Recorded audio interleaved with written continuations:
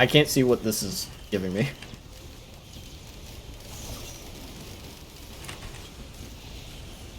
Alright, cool. Let me pause for a second. Holy shit. This is getting unreadable what's on my screen. It wasn't until the all-white patriots were getting their butt kicks that Washington's all-white army welcomed black soldiers. Yeah, that tends to be a theme. You're losing time to recruit from underprivileged classes. Even still, there isn't a shred of historical evidence that Crispus Attucks believed in the patriot cause. In fact, he was initially cast as a villain in America's origin story. Peter Salem enlisted as an alternative to Life as Human Chattel. Wow, yeah, okay. When they mentioned the Rhode Island Regiment, Florida should specify which one. Are they referring to the black Rhode Islanders in the state's militia that caused racist Rhode Islanders to repeal the law recruiting slaves and declare no Negro, mulatto, and Indian slave be permitted to enlist? Oh, shit. Wow, that's pretty bad. Perhaps they want students to learn about the Continental Army's segregated 1st Rhode Island Regiment that re-enslaved black soldiers and refused to compensate them after the war. Wow, okay. I'm learning some shit here. I didn't know about this. And to clarify, this makes it all the worse that Florida's teaching the contradictory narratives, because it means they would have had to look this up and learn it only to lie about it. In the case of Lafayette, the Rhode Island Regiment, and many others, the new nation reneged on his promise to free him in exchange for his service. Let me do the same thing as I did with that Reuters article. Bring it over here so you guys can see. Here we go. Florida's Caucasian race theory. Ah, CRT. I see what you did there. That's clever. That's clever. Mischaracterizes black freedom fighters' intentions by ascribing free white men's values to a few cherry-picked black individuals. The cherry-picked black individuals, by the way, do not share those same views on things, as we have learned from the couple preceding paragraphs. The correct way to teach this would be to simply teach the facts. Approximately 5,000 black men fought for America in the Revolutionary War. More than 20,000 fought against America. Oh, wow. Even the black loyalists in the American Revolution were not fighting to preserve the British Empire. They were fighting for their freedom. Yeah, because slavery was still a thing in Britain at the time as well. Okay. Number 8, the white people who fought to end slavery.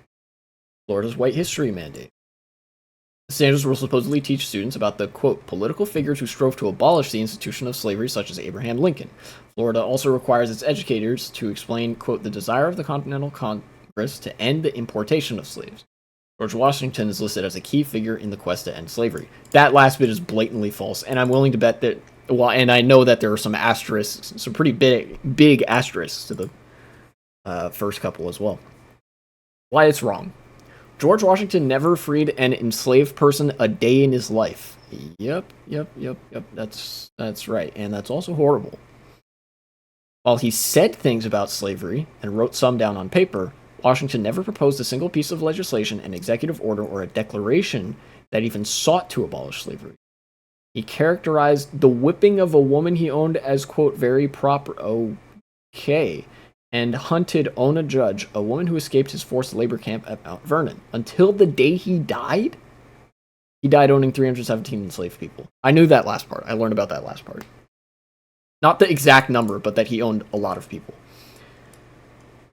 During the American Revolution, the Continental Congress temporarily halted the slave trade as a consequence of stopping all trade.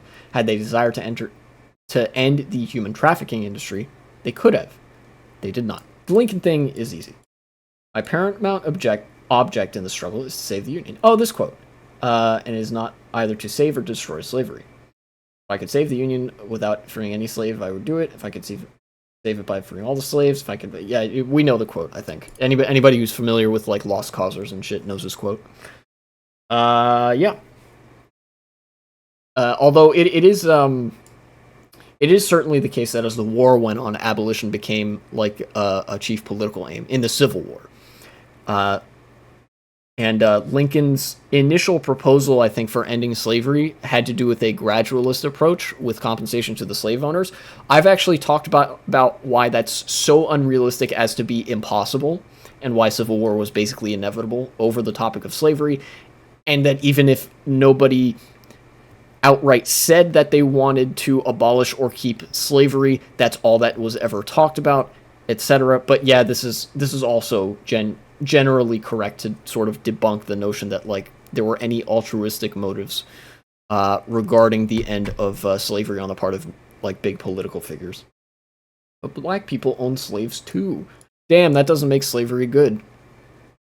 That just means that there's you select instances. And this might not even be the case. Unless we're talking about Louisiana. No, don't do that. Florida's White History Mandate. Instruction includes a shift in attitude towards Africans as colonial America transitioned from indentured servitude to race-based hereditary slavery. The examples of specific head-right settlers only list the black people who benefited from the colonial piracy of giving 50 acres of free land to colonial human traffickers.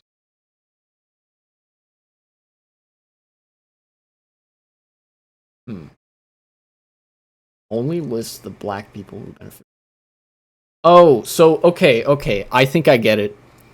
The narrative here that Florida's trying to push is that, yeah, actually slavery only exists because these black people did some, like, I don't know, piracy, human trafficking stuff, which, I mean, piracy and human trafficking is a big industry. There's going to be some black people involved at some point. The actual history. Thomas Jefferson owned slaves, so did Washington, and 41 of the 56 signers of the Declaration of Independence. But for some reason, yeah, okay, how did I know? I swear I didn't pre-read this.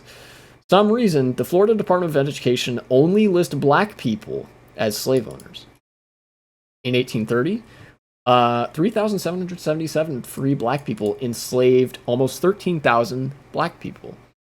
About 0.5% of the 2 million people enslaved in America, according to a study by this black historian. Okay.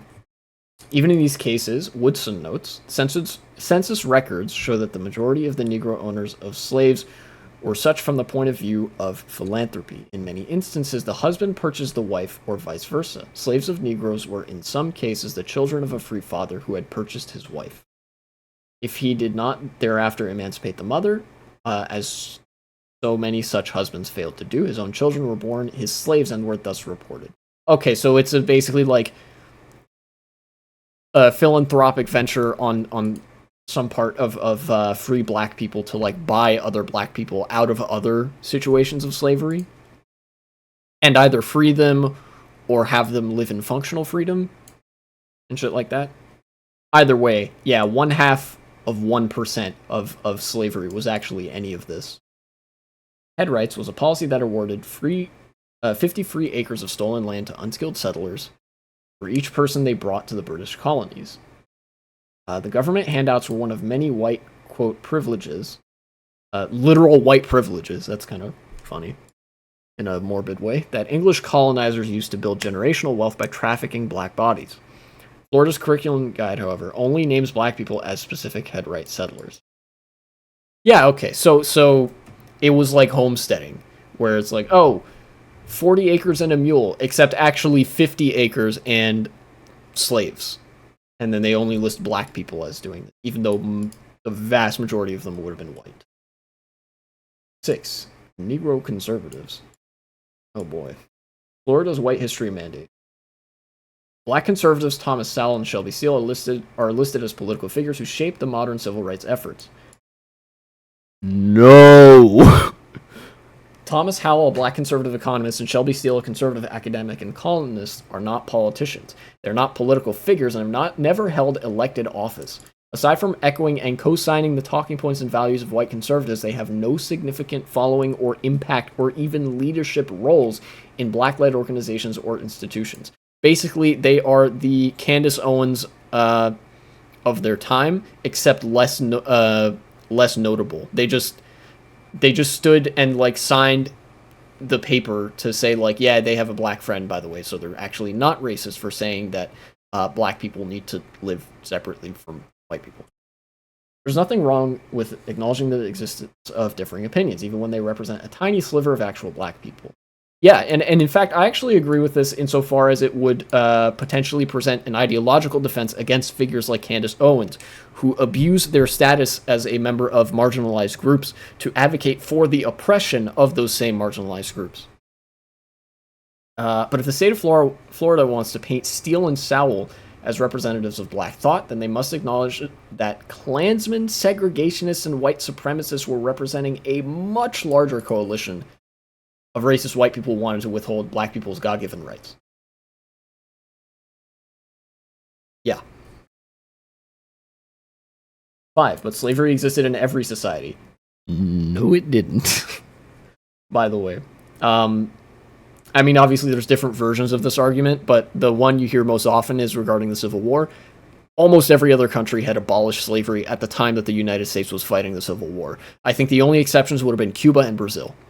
Those were the only two countries, at least in what we would now perceive as the West, that still had systems of chattel slavery at that time. Slavery was on its way out at the time, which actually makes pro-slavery people and slave apologists, like slavery apologists, look even worse. But here we go. Let's just read the paragraph. According to the standards, students will, quote, examine the condition of slavery as it existed in Africa, Asia, the Americas, and Europe prior to 1619. So this is supposed to be a refutation of the 1619 project, or something like that. Yeah. Instruction includes how trading in slaves developed in African lands, Benin Dahomey. Instruction includes the practice of the Barbary pirates in kidnapping Europeans and selling them into slavery in Muslim countries. Muslim slave markets of North Africa. Okay, here's the thing, right? I learned about this stuff in college. This is actually very interesting subject matter. The intricacies of how the slave trade worked. A lot of it was hostile tribes raiding each other, taking slaves that would have been more characteristic of like the old wartime slavery systems, and then selling them over to America, where we subjected them to the scientifically crafted worst version of slavery that humanity has ever come up with. The only reason to mention any of this is not American history. This stuff where like the stuff about Barbary pirates and like other privateers from other countries kidnapping white people and selling them into slavery in, you know, Muslim countries or just other European countries, anywhere really, is not American history. This is not American history. This is not relevant to American history, unless you're specifically mentioning the relationship the United States had, the diplomatic relationship the U.S. had with countries like Morocco, Algeria, the Barbary pirates, or whatever. This makes no mention of that. This only exists to offload the responsibility, the ideological responsibility of American conservatives in upholding the institutions of slavery in this country. Instruction includes how slavery was utilized in Asian cultures, Sumerian law code, Indian caste system. Okay, this is getting ridiculous. Sumerian law is fucking 5,000 years old, right? This doesn't exist. The Sumerian code doesn't exist. This was considered ancient history at the time of the revolution. At the time of the settling of America, this was long gone. And the Indian caste system, by the way, was not the caste system that we would recognize until the British found it. Because the British were a bunch of nerds, they were a bunch of dweebs, and tried to write all this shit down and tried to codify it. And really what caste referred to was just, oh, what's your social station in society? It'd be like me answering what my occupation is, right? And that's how complex the caste system was in India. It was literally just like, oh, you know, what like noble family you come from, what job do you do, but like condensed into one word. And the British found that and turned it into the caste system that Florida is now weaponizing to justify American slavery. Instruction includes similarities between serfdom and slavery and the emergence of the term slave and the experience of Slavs. Okay, first half of this, fuck off. The similarities between serfdom and slavery, while present, are not even remotely comparable in the case of the United States. Serfs, while they were not free, did enjoy a degree of like time off from work. It was a societal arrangement the likes of which could be analogized to basically workers and business people today. To compare serfdom and slavery, these things are orders of magnitude apart. A serf was a free person in certain like legal textual senses. A slave was not. However, I do agree with teaching about the origin of the term slave, maybe at higher levels. Higher levels in high school, maybe you can get to that. Instruction includes how slavery among indigenous peoples of the Americas was utilized prior to and after European colonization. Okay, and again, this is only being used to justify American slavery. However, there is something valid to be learned here, which is that the Europeans were brutal in enslaving everybody they met. This makes slavery look worse, not better, if taught properly. See what happened with Christopher Columbus. This happened, and I know that they're not going to teach this part. Christopher Columbus landed in what is now Dominica, maybe Haiti. He landed on that island, encountered the natives, described them as a very handsome race of people. You know, he had some pretty glowing praise to speak of them, right? Then he sent word of them back to Spain. He included in his memoirs or whatever, upon first contact, they are virtually defenseless. They would be easily conquered by the means that we have at our disposal, hinting at a course of action to be taken. Once the Spanish crown gave this decision, his rhetoric changed to they are savages, they are subhuman, etc., etc., and they enslaved all of them that they didn't kill. The two outcomes of a native person subject to Spanish colonialism was you were enslaved or you were killed. But I know they're not going to teach that part. They're just going to teach that indigenous slavery existed, and therefore it's actually not America's fault because, we were just doing what the Spanish did. Which does actually still make it America's fault, believe it or not, that we did slavery. Because we could have simply not done slavery.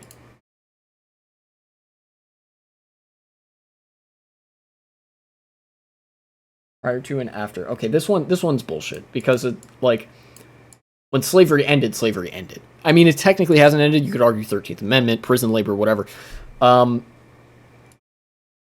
This after is just not even true. Why it's wrong. Every black person has heard a not so smart white person use the caucastic version of this argument. Depending on the person's ignorance of actual history, they will equate Irish indentured servants, Roman prisoner of war, and even debt peonage with America's race-based, intergenerational, constitutionally enshrined human trafficking system that uses violence or the threat of violence to reduce humans to chattel. I don't think I could have said it better myself. The concepts of any degree of serfdom, servitude that isn't slavery, and American chattel slavery are worlds apart. To be fair, it's much easier to just call it slavery. America's unique form of forced labor was different. While the African participants of the slave trade cannot be held blameless, a system like the one that evolved and built this country had never existed in the history of the world. The victims were not enemy combatants, debtors, or the spoils of war, all of which existed in society since time immemorial. American-style slavery was racially homogenous. It was permanent and perpetually inheritable. And most importantly, it did not exist in Africa or anywhere on the planet until white people showed up. As much as this is kind of bordering on Hopetep shit, if you ascribe this to all white people, this is true. This is when I said the worst version of slavery the world has ever seen, I wasn't kidding. Obviously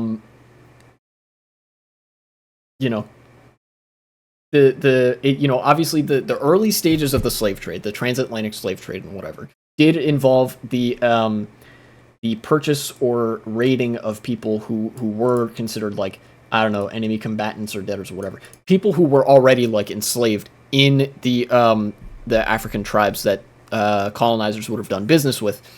But after those initial stages, once Congress actually banned the importation of the new slaves, this is where things really take a turn for the worse. In the early 19th century, it became a monster of race-based subjugation and torture, whereby simply by virtue of your skin being black, you were sentenced to eternal servitude, torment, and damnation under the heel of a white master, basically. Permanent, perpetually inheritable, and this was unique to the United States. Slavery is not even part of African American history; it is part of white history. Yep. I mean, black and patriotic, but not both. Florida's White History Mandate. Students will identify characteristics of responsible citizenship, peaceable assembly, obeying the law, community involvement. Obeying the law. Huge red flag. Clarification 2. Students will identify characteristics of irresponsible citizenship, disorderly assembly, breaking the law. Also big red flags. Students will recognize that the Pledge of Allegiance is an oath that affirms American values and freedom. Students will explain why reciting the Pledge of Allegiance daily is an act of patriotism. What? Okay. Other shit on this list is more insidious, but this is one of the most insane things. Like, the other stuff you can explain away by virtue of the Florida Department of Education being evil and full of Hitler. This is just requires you to have a smooth brain and to have a not insignificant amount of brain damage knocking about in your skull. No, the Pledge of Allegiance was literally not a thing for the longest time. It's been changed time and time again. It's literally just some cult shit. Other countries don't do this. America's the only country that does this, except for maybe I don't know, I think the Philippines might have had something like this the one time. This is a huge red flag of brainwashing. Like, swearing a collectivist oath to your country on the daily as children is an act of patriotism that you will be compelled to do, and that we must instill in you from a young age. Absolutely insane. Crispus Attucks and Martin Luther King Jr. both engaged in civil disobedience, so apparently they were not patriots like the rowdy guys from Boston who threw tea parties. Yeah, by the way, this is exactly what the Florida Department of Ed believes. They do, in fact, believe that Crispus Attucks and Dr. King were not patriots, where the Boston Tea Party was composed of patriots. Because the Boston Tea Partiers, they were white. Dr. King and Crispus Attucks were black. The KKK and the White Leagues were really involved in their communities and said the Pledge of Allegiance before every cross burning. Yeah, okay, I vaguely remembered this, but it didn't exactly come to mind until this sentence. Yeah. Literal KKK shit. Apparently in Florida, pledging allegiance to the flag of a country that has never pledged its allegiance to black people is more patriotic than protesting injustice. Go figure.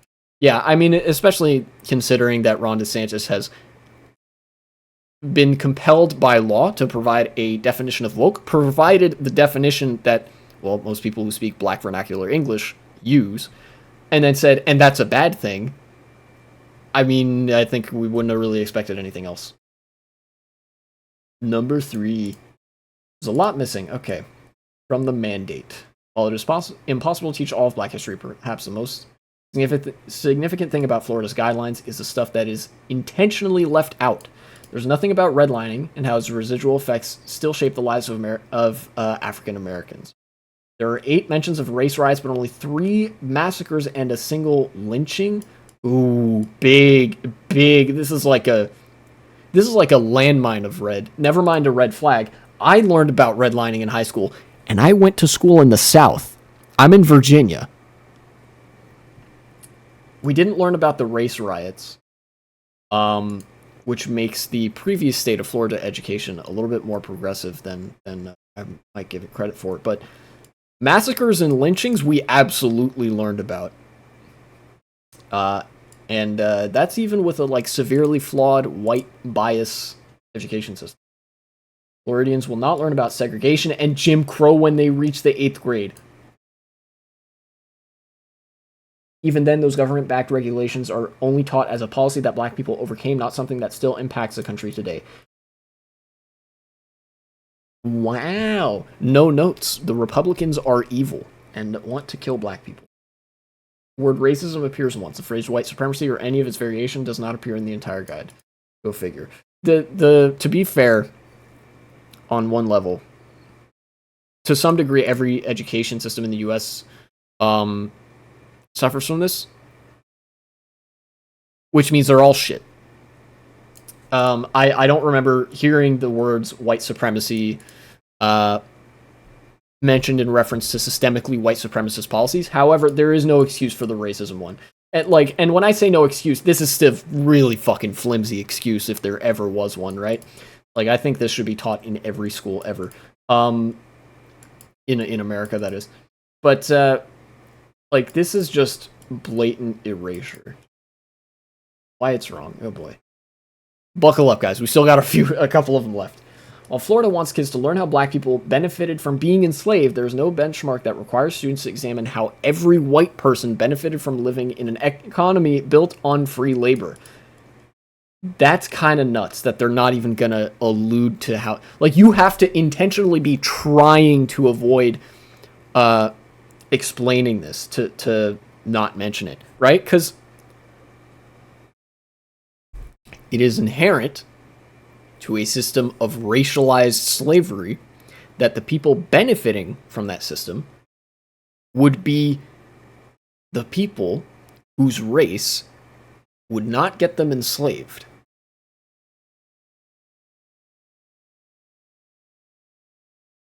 That's not to say every single white person was a knowing perpetuator of slavery, obviously. There were plenty of white abolitionists, even though they were a minority. But to argue that, like, to cover... This is just a cover-up. This is just a cover-up of how slavery existed.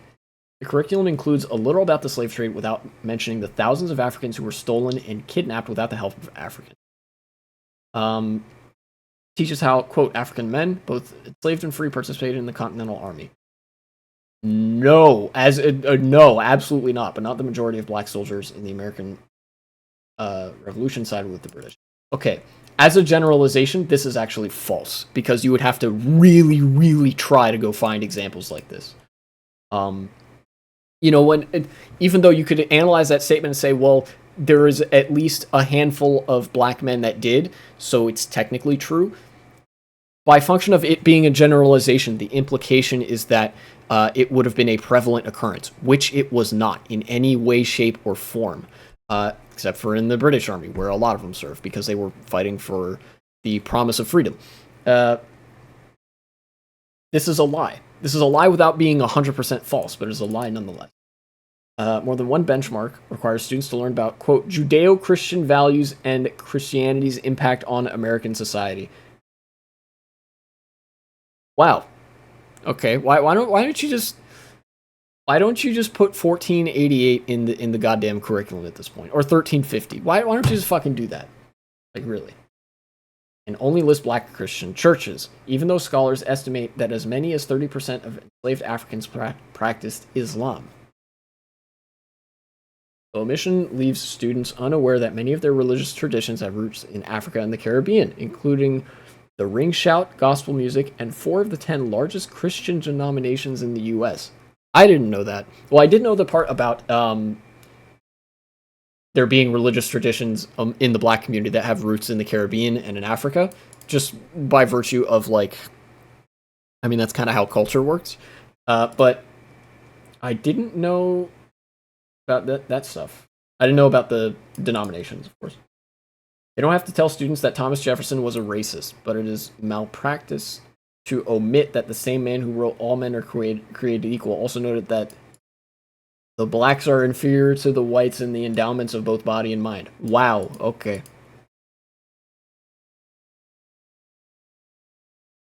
No educator should tell students that beloved President Abraham Lincoln was a white supremacist. I mean, yeah. Okay. This is one thing that I think might not be 100% necessary,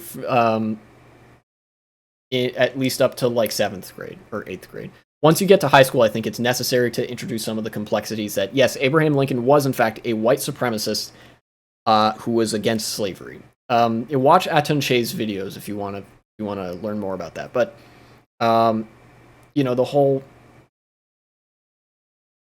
deal about a lot of people being really fucking racist at the time does need to be covered much better than it is. And that much better than this would allow it to be. However, it's also impossible to teach students about Lincoln's political beliefs and motivations without telling them that he said, I am not nor ever have been in favor of bringing about in any way the social and political equality of the black and white races.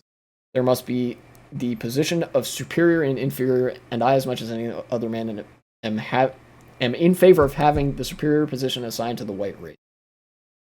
Yeah, I mean, that's obviously bad. I would just preface that by saying, like, when he said this, Lincoln was already a politician, so it's hard to know what he believed at that time. So he's either the two options here are he's a liar or he's a white supremacist. So in either way, you probably should teach about that. Furthermore, how can one teach that America was built on democratic principles if the vast majority of Americans tolerated the treatment of black Americans?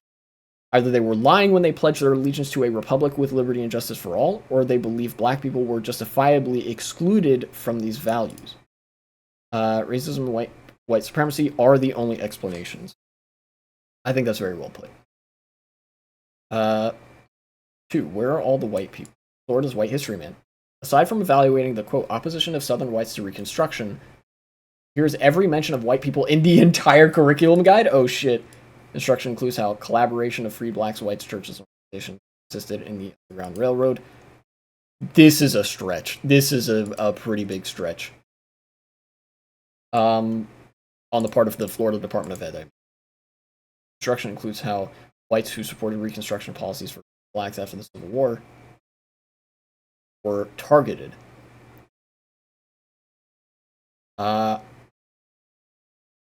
Okay. This is sus. This is incredibly sus for the sole reason that they don't mention the agency of black people in supporting Reconstruction. In the years after the Civil War, leading up to the passage of the first Jim Crow laws, there was actually a surge of black participation in the political system. Before the grandfather clauses and all that, there were some black politicians elected to local, state, and even federal office. In, like, I think the 1870s and 80s, when Reconstruction was still kind of going. And there are instances of them being directly targeted by the KKK. It was not just pro-Reconstruction white people. It was anybody who benefited from or supported Reconstruction, especially black people. Instruction includes the influence of white and black political leaders who fought on behalf of African Americans in state, national legislatures, and courts. There you go. I think this is good to mention. However, I think it's necessary to mention that they failed because Jim Crow laws became a thing, and they wouldn't see any degree of real success until the conclusion of the civil rights movement, which again was only a partial success. That also ended in kind of a failure because they didn't achieve their goal of actual equality.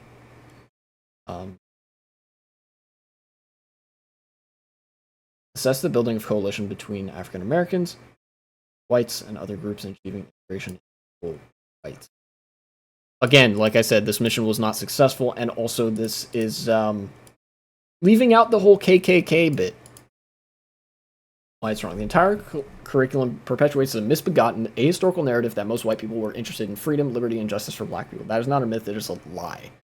Even if only a tiny minority of white people committed all the violence, inhumanity, and injustices levied against black Americans, it could not have continued if the vast majority of white people didn't allow it. That's absolutely true. White people, as a like political bloc in the late 19th, early 20th, up to mid 20th, and even now, are incredibly reactionary and would oppose anything that involved making a black person's life better. If most white Americans wanted to ban slavery, the nation wouldn't have endured the bloodiest war in the history of this continent. I disagree with that. I'll explain what I mean in a second, but I'll continue on. If white Northerners objected to racial apartheid laws, it wouldn't have spread to the South after the Civil War. That is true. Most white Americans thought civil rights demonstrations were, quote, not justified. Also true. He cites polling. So, the one thing I disagree with is that if most white Americans wanted to ban slavery, it would have been banned without the Civil War. I've explained that slavery, as it stood, was such a large and integral part of the Southern economy. They leaned on it so heavily, the planter class, that even if everybody in the United States wanted to ban it, it would have still come down to a fight. It might not have been as big of a fight as the Civil War ended up being. It might have been the case that the Confederacy would have died a lot quicker. But it was an issue of the pro-slavery ruling class wanted to keep their toys and their money in the face of overwhelming pressure from the federal government, at least perceived pressure. It would be like Actually, I don't know if there is an equivalent. I don't know if there is an equivalent to what I'm talking about here. It's like the economic keystone that the entire American economy more or less relied on because, like I said, slavery in the South extracted the natural resources, ship that up to the North. It gets refined in factories, whatever. Basically, the whole country was dependent on slavery, and there was so much wealth vested in that institution that if you disappear that, there's functionally no more economy, unless you have something to replace it with, which, by the way, did exist. The whole like wage labor being a worker in the modern capitalist sense, that did exist. There was something to replace it with, but it meant that the planter class had to change their ways and find a better way to make money. So I think the Civil War was basically inevitable. It was just a matter of how bloody was it going to be. And of course, to partially agree, if most white Americans wanted to ban slavery, the Civil War would have been a lot less bad. It would have been a lot less destructive. And actually, maybe it wouldn't have been the bloodiest war in the history of the continent. It's possible. Yeah. Of course, Florida educators probably understand that any mention of whiteness is always accompanied by the Pavlovian retort, not all white people. But according to the state of Florida, it's clear who was doing all the enslaving, raping, murder, holding of rights. No white people. Yeah. And look, I think that, like, if you're going to teach this, it's like, obviously this doesn't mean if you're white, you're at fault for this. I'm white and I bear no personal responsibility for any of the like horrific racialized institutions of the past because I think that shit is stupid and I oppose that.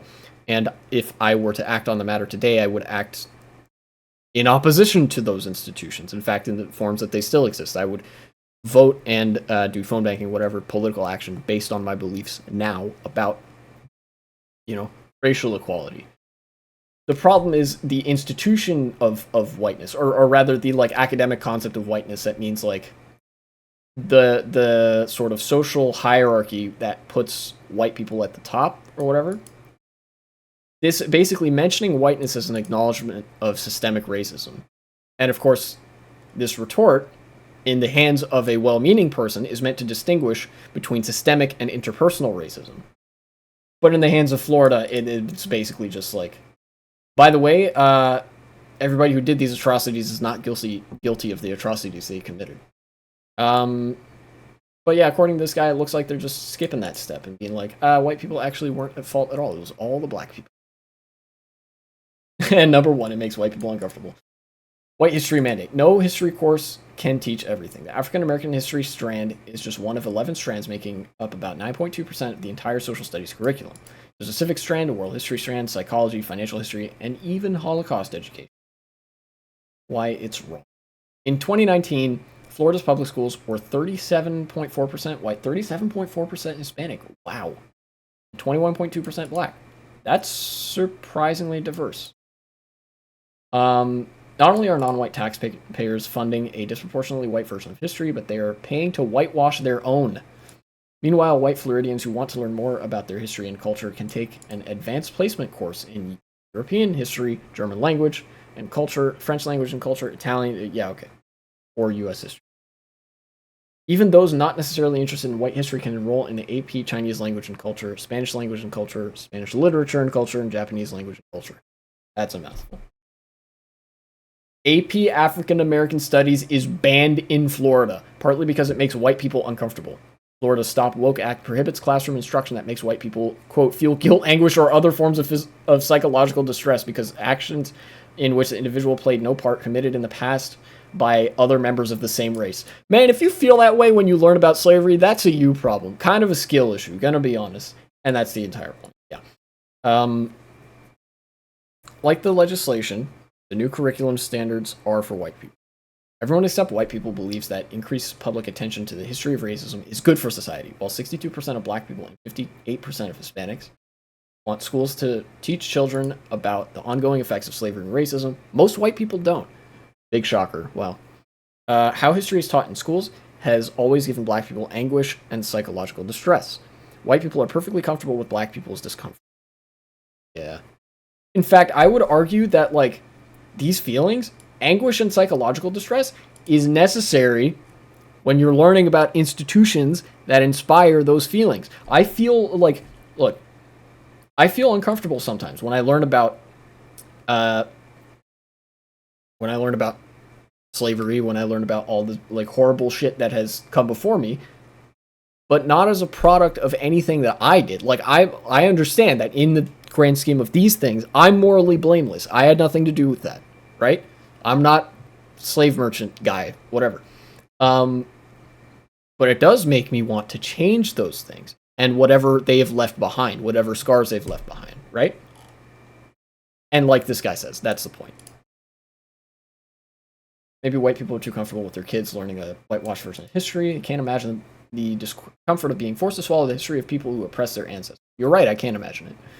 It's hard to fathom how uncomfortable it is to watch dead white people get partial credit for black people's achievements. I fucking hate that shit. It's like a participation trophy. It's stupid as fuck. Perhaps the lingering effects of slavery wouldn't persist if it didn't make white people so comfortable with stealing black people's labor.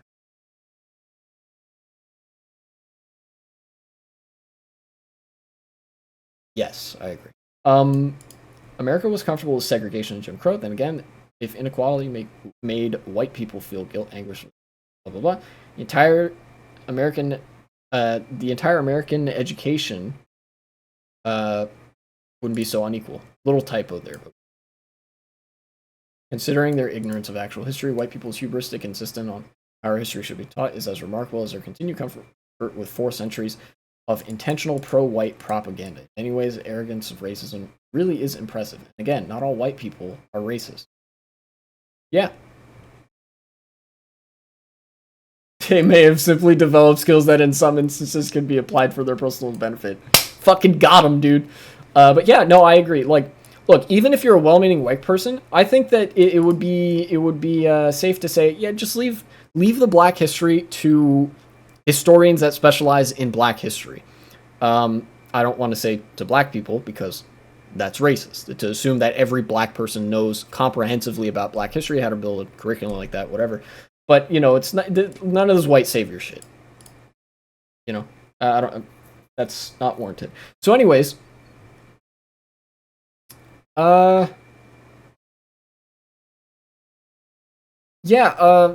really bad. Holy shit. I might make that a segment. I didn't expect Florida to be this fucked.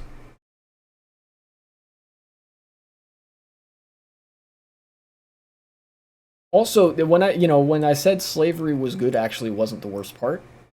There ended up being more ways to say that slavery is good, and also, like, it's such doublethink as well. Because, look, up here we have slavery is good from Florida Department of Ed, but then down here, deflecting from the issue of slavery, oh, black people fought in the American Revolution. And then, where's the, here, look, but slavery existed in every society. So it's bad, but it's not uniquely bad. You know, and if slavery is good, number one, that's their first argument. And then number two, oh, but if it's bad, it's not unique to us, all right? You can't fault us for this. But then number three, where's that one? Here we go. They attribute the fault to black people.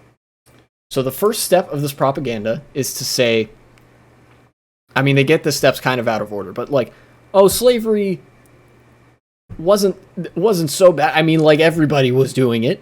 And then they say, well, slavery was good, actually. And then they say, well, but if it was bad, actually it was the black people's fault that we enslaved them and that they, like, there was one black slave owner one time or something. God, it's so stupid. Yeah, I think I agreed with, like, more than 95% of what this person had to say. You know, obviously I'm going to engage in the cliche of, like, not all white people, whatever the fuck, but, you know, all white supremacist institutions. Yeah, all of that. And every white supremacist.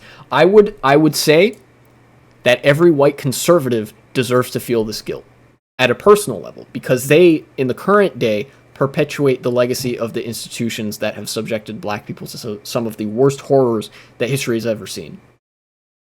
So no, not all white people, but yes, all white conservatives. And all conservatives more broadly, really. Because, you know, conservative beliefs at the end of the day are pro-hierarchy and not much else.